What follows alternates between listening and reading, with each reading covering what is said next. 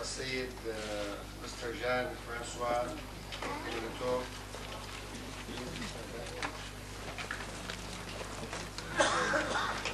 وطبعا سيتحدث باللغة الفرنسية.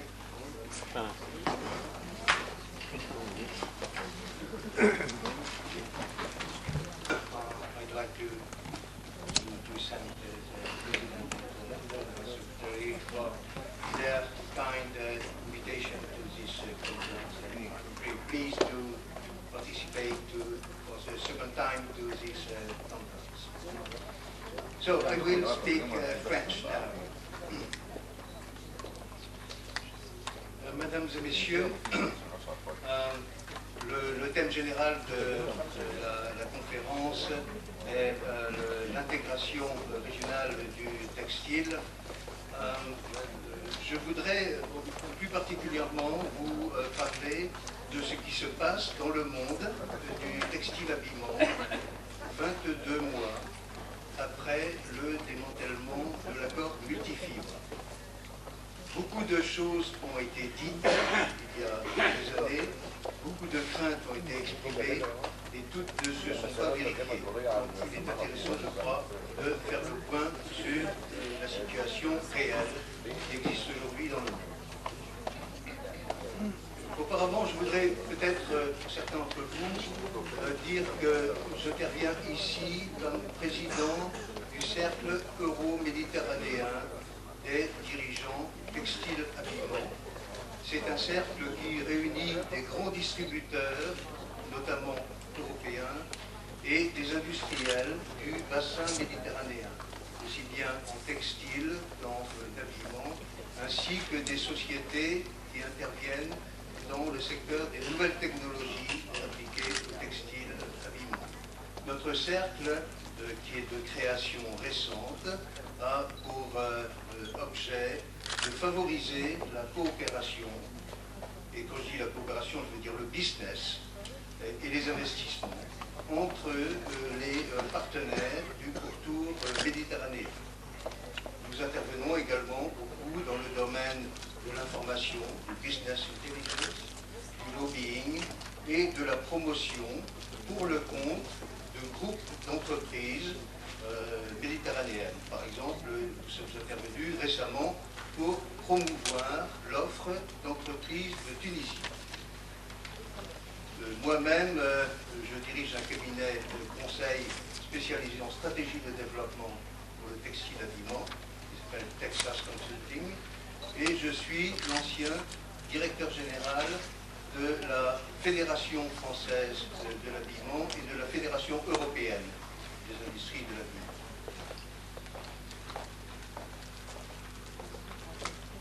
Alors, parmi les choses que l'on disait, il y avait entre autres l'idée que le démantèlement de l'accord multifibre pourrait provoquer une inondation des marchés européens et américains. En réalité, bientôt 2 ans après, on s'aperçoit qu'il n'en est rien et que les importations ont continué à augmenter globalement, mais de manière extrêmement modérée, puisque vous voyez sur ce graphe, en 2005, les importations américaines n'ont augmenté que de 6% et les importations européennes de 7,5%. Donc il n'y a pas eu de tsunami textile. Par contre, on observe des situations très différenciées selon les origines. En réalité, il y a des gagnants et des perdants. Globalement, on peut dire que l'Asie gagne des parts de marché. C'était déjà le cas avant le démantèlement de la multifibre. C'est encore plus le cas aujourd'hui avec un phénomène d'accélération de ce mouvement. Et à l'inverse, globalement, là encore, les pays méditerranéens, les pays d'Europe de l'Est, les pays du bassin Caraïbes et les pays les moins développés perdent des parts de marché. Et là encore, on se trouve face à une situation diversifiée. Par exemple, la Turquie commence à perdre des parts de marché aux États-Unis et un petit peu en Europe, alors que l'Égypte gagne des parts de marché avec des taux de progression importants, aussi bien aux États-Unis qu'en Europe. On peut observer ceci, y compris cette année avec les statistiques des 8 premiers mois. Aujourd'hui, sur le marché européen, l'Asie a la part du lion avec 56%. L'augmentation est très forte, alors qu'à l'inverse, comme vous le voyez sur ce tableau, la Méditerranée n'occupe plus que 22% dans le marché européen, l'Europe de l'Est 19% et les autres zones ne représentent pratiquement plus rien. À l'intérieur de chaque zone, il y a des situations différenciées. La Chine est le pays dont la part, et tout le monde le sait, est très très importante. La Chine toute seule réalise aujourd'hui pratiquement un tiers des importations européennes, suivi de la Turquie, de la Roumanie, du Bangladesh. Tous ces graphiques-là vous seront communiqués après la conférence pour que vous ayez des informations précises, donc ce n'est pas la peine de prendre des notes. Ce que je veux dire simplement, c'est que il y a un certain nombre de fournisseurs, notamment asiatiques, qui gagnent rapidement des parts de marché de l'Europe, alors que des fournisseurs traditionnels comme la Tunisie ou le Maroc perdent des parts de marché.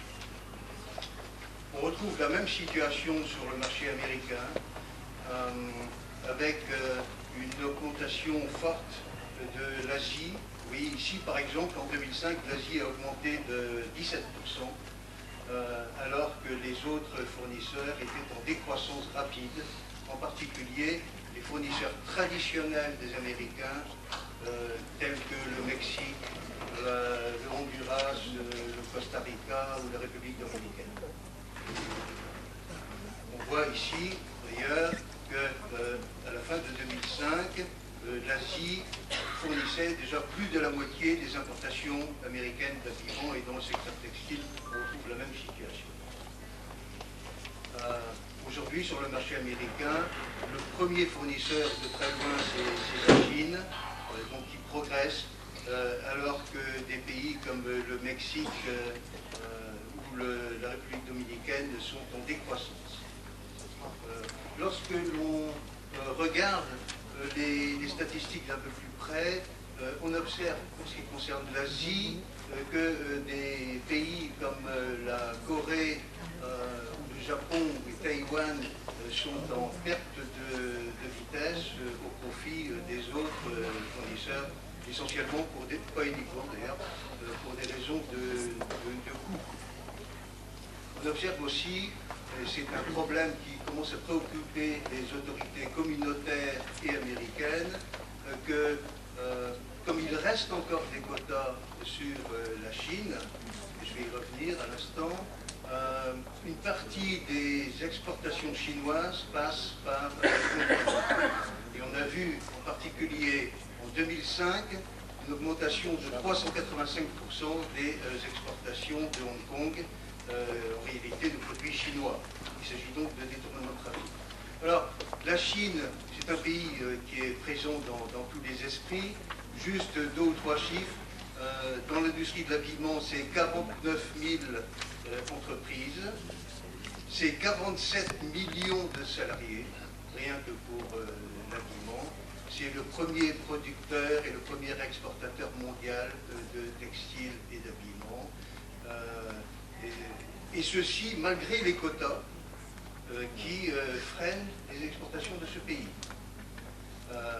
Ces quotas ont été rétablis, après avoir été supprimés au début de 2005, ont été rétablis vers le mois de juin et juillet 2005 et seront totalement supprimés au 1er janvier 2008 pour l'Union européenne, au 1er janvier 2009 pour les États-Unis.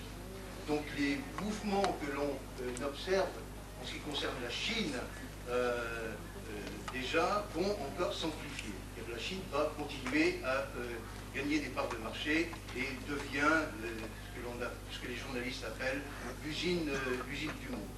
Pour vous donner une petite idée de ce qui peut attendre les producteurs euro-méditerranéens, regardez ce graphique, il montre l'évolution des exportations chinoises en Europe pour un produit qui n'est plus sous quota. Vous voyez que ces exportations, la courbe en rouge, il s'agit ici de t-shirts et de polos, est en augmentation exponentielle. Quels sont les autres impacts importants du démantèlement de l'accord multifibre? Il y a tout d'abord un impact sur les prix et bien sûr un impact sur les marges. On observe une corrélation étroite entre l'augmentation des importations et la baisse des prix. Et plus les importations augmentent et plus les prix baissent. C'est ce que j'ai voulu traduire dans ce graphique, par exemple, qui montre l'évolution des prix et des quantités pour les pantalons sur le marché européen. Même chose pour les pulls et chandails. Même chose pour les chemises, les chemisiers, etc. Et on observe, ça c'est une conséquence de l'accroissement de la compétition au niveau mondial, une baisse des prix importés en Europe et aux États-Unis. Je vous donne ici quelques exemples. Par exemple, en 2005, le prix moyen des t-shirts, qui était de 2,4 € a baissé de pratiquement 8%. Le prix moyen des pantalons, qui est de 5,7 €, et ça représente des quantités énormes, bien sûr, a baissé de 23%. Ce mouvement va certainement se poursuivre avec comme conséquence une pression accrue sur les marges des producteurs que vous êtes. Vous en rendre compte tous les jours lorsque vous avez affaire aux grands distributeurs. Vous voyez qu'ils sont de plus en plus exigeants en ce qui concerne les niveaux de prix, mais aussi en ce qui concerne les délais, la qualité, la visibilité, etc. Autre observation importante de cet impact, c'est celui qu'il a provoqué sur la distribution. En fait, le démantèlement des quotas a favorisé l'expansion de ce que l'on appelle la grande distribution organisée, qui devient aujourd'hui vos interlocuteurs privilégiés. Grande distribution, c'est Gap, c'est Zara, Mango, H&M, tous ces Zanier, tous ces grands groupes que vous connaissez certainement. Donc il y a aujourd'hui déjà un mouvement de concentration important en Europe. Ce mouvement va se poursuivre. C'est ce que j'ai voulu illustrer avec ces tableaux qui vous seront donc communiqués ultérieurement.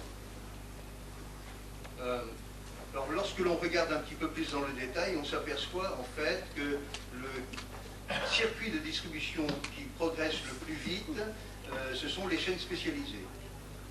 C'est des entreprises comme le Decathlon, Zanier, Zara, qui devient avec H&M le numéro 1 mondial. Impact également sur les stratégies qui sont menées par les industriels et par les distributeurs. Alors, au niveau industriel, j'observe et nous observons partout dans le monde, et en particulier dans l'espace euro-méditerranéen, un mouvement très net qui vise à sortir de fonctions de sous-traitance pour aller vers le produit fini, vers la co-traitance, voire, dans certains cas, vers les marques. C'est un mouvement, je le répète, que l'on observe partout, tout simplement parce que tous les producteurs du monde veulent gagner beaucoup plus d'argent. Et ceci est vrai non seulement en Méditerranée, mais également en Asie. J'observe que les Chinois sont aujourd'hui les premiers consommateurs de nouvelles technologies de création et de communication dans le monde. Je suis moi-même conseiller d'un grand groupe, le numéro 1 mondial en CAO. Ce groupe, son premier client aujourd'hui, c'est la Chine. Donc les Chinois ne vont pas continuer à ne fabriquer que du jean au kilomètre. Ils commencent aussi à développer des marques. Une étude récente a montré que 43% des entreprises chinoises étaient en train de développer des politiques de marque. Alors, pour les vendre sur le marché chinois, mais également, bien sûr, sur le marché international. Autre impact, c'est sur les stratégies de sourcing de la distribution. Bien entendu, la suppression des quotas et la clarification des règles du jeu entraînent un intérêt croissant des grands distributeurs pour le sourcing en Asie. Aujourd'hui, on peut dire que le sourcing est bipolaire. À peu près 60% des importations européennes et américaines se font en Asie et le reste se fait auprès des fournisseurs dits de proximité. Alors, il s'agit des pays méditerranéens, la Tunisie, le Maroc, l'Égypte et la Turquie notamment pour l'Europe, ainsi que les pays de l'Est, la Roumanie et la Bulgarie. Et pour le marché américain, il s'agit de pays comme le Honduras, la République dominicaine, alors qu'à l'inverse, ils s'approvisionnent de plus en plus auprès de fournisseurs voisins de proximité pour des produits de plus haut niveau de gamme et pour lesquels les impératifs de flexibilité et de réactivité et de délai sont tout à fait essentiels.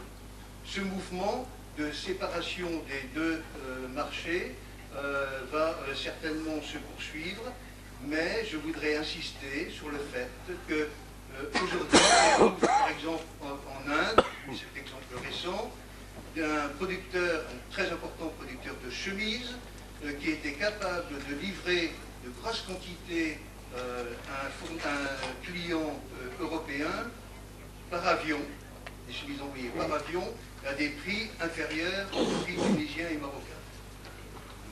Donc il ne faut pas penser, je crois que ce serait une erreur, de considérer que les distances sont un obstacle absolu au développement du circuit court, de la quick response du côté des producteurs d'Asie. Autre impact, c'est sur les investissements. Alors d'une part, on observe aux États-Unis et en Europe une réduction très forte des investissements industriels. L'Europe perd chaque jour des milliers de salariés, il en reste encore à peu près 1 million. Même chose aux États-Unis. Et les industriels qui sont dans cette situation, soit ferment purement et simplement les portes de leurs usines, avec les drames sociaux que vous pouvez imaginer, ou bien investissent dans les pays de proximité. Alors ça, c'est très intéressant, parce qu'on voit un nombre croissant d'investisseurs qui viennent rechercher. Il y en avait par exemple récemment, il y avait des Italiens qui étaient ici en Égypte, qui recherchaient des possibilités d'implantation d'usines qu'ils ne peuvent plus conserver dans leur propre pays. Enfin, observation, c'est que les investissements en nouvelles technologies sont de plus en plus importants parce que tout le monde sait que la bataille de la compétitivité va se gagner pas tellement sur les questions de coût, mais sur l'aptitude à avoir une compétitivité hors prix importante.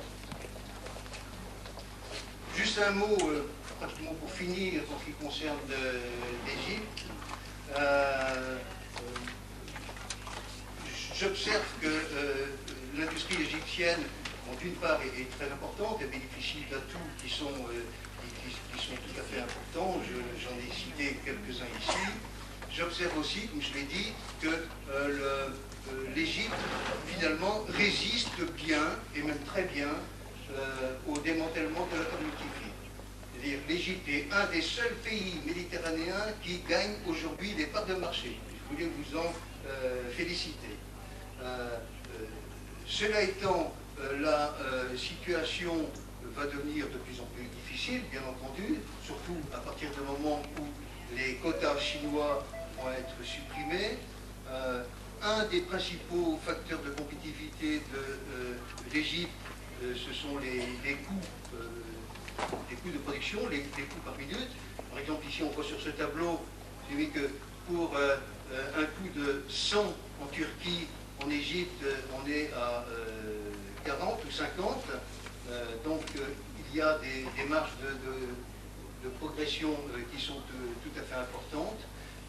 Pour conclure, permettez-moi de dire ma conviction que, s'il n'y a pas eu de tsunami textile, malgré tout, les processus qui étaient déjà en cours il y a quelques années s'accélèrent et vont continuer à s'accélérer. L'Asie va continuer à gagner des parts de marché. Les producteurs de l'espace euro-méditerranéen ont en face d'eux des Asiatiques qui sont de mieux en mieux organisés,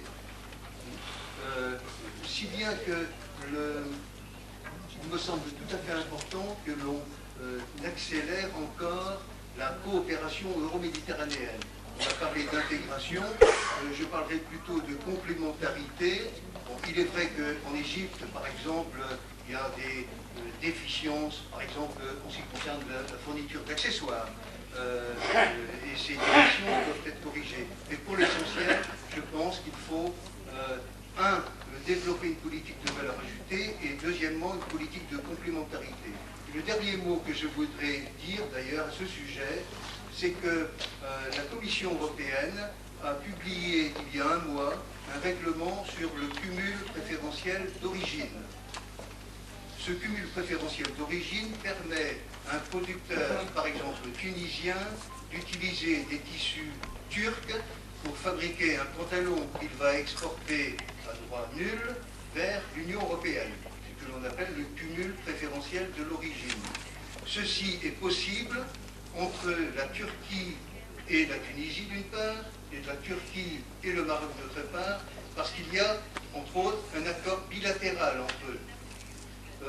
Cet accord bilatéral n'existe pas encore entre l'Égypte et d'une part la Turquie et d'autre part le Maroc. Et moi je voudrais suggérer que des efforts soient faits pour qu'il y ait un tel accord qui va déboucher immédiatement sur une augmentation très significative des ventes textiles, notamment de tissus d'Égypte aux confectionneurs de Tunisie et du Maroc, parce que dans ce pays-là, dans ces deux pays-là, l'industrie du tissage est très très faible, pour ne pas dire inexistante. Merci pour votre attention.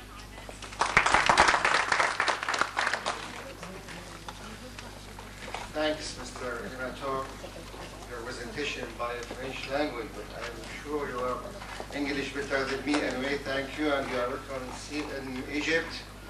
And I hope from the organization committee to copy this presentation should be in the file, please. هاني سيد هاني، وفي الحقيقة ليست مشكلة من لجنة المنظمة، ولكن محاضرة السيد إماتو اليوم حتى وصلت، يعني لغاية امبارح ما كانت موجودة، فإن شاء الله حنطبعها وحنضمنها الملف بإذن الله.